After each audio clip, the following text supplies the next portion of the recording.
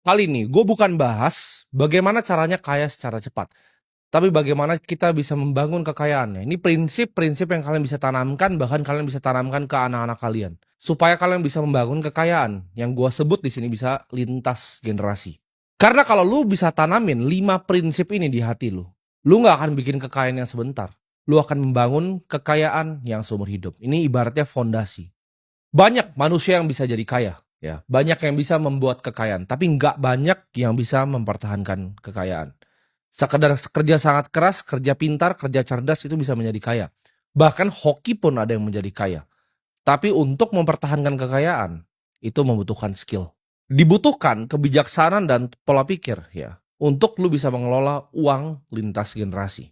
Dan gue ngajarin kalian di sini itu bukan sebagai guru, ya. Gue nggak mau menggurui kalian, tapi gue ngajarin kalian di sini sebagai anak muda yang dulu pernah terjebak ya dalam ilusi pengen kaya secara cepat. Pengen kaya cepat itu kan tabrak semuanya, langsung kayak roket aja sampai ke atas. Gue juga dulu pernah kehilangan arah. Dan di sini gue akan kasih tahu prinsip yang gue pelajari selama gue hidup. Prinsip pertama, kaya itu dimulai dari cara pandang. Kaya itu bukan sekedar hanya angka, tapi kekayaan itu justru pola pikir, apa yang ada di otak kalian. Gue percaya, kekayaan yang sesungguhnya itu dimiliki ketika kalian memiliki hati yang damai, ya, dan rasa setiap hari, ya, kalian bisa bersyukur.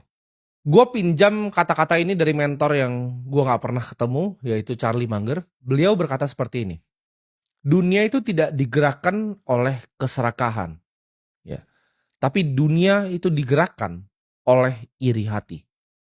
Jadi motivasi manusia untuk melakukan sesuatu itu bukan hanya serakah. Tapi yang paling kuat dan paling banyak adalah iri hati. Ini gue akan cerita sedikit. Di saat gue waktu itu awal-awal berjualan, kalian semua udah tahu ceritanya, gue berjualan online, berbagai macam barang gue cari dari Cina untuk gue jualkan di sini. Ketika gue masih memiliki puluhan juta, ya ratusan juta yang kecil nominalnya sekarang, waktu itu gue merasa di atas langit. Ya, nggak ada yang pernah bisa ngomongin gue, nggak ada yang pernah bisa bilangin gue. Gue itu paling nggak kenal yang namanya bersyukur. Ya, gue selalu iri ketika gue lihat orang yang lebih hebat dibanding gue, orang yang memiliki uang lebih banyak dari gue.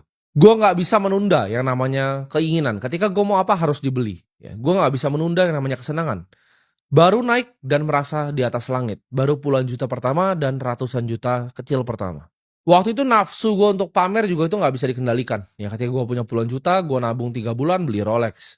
Punya ratusan juta, nabung 3 bulan lagi langsung beli lagi ya Audi yang baru. Waktu pertama kali hasil jualan, ya punya agensi, lalu gue berinvestasi di pasar modal. Itu anak 17-18 tahun itu waktu itu penuh dengan pride dan penuh dengan ego.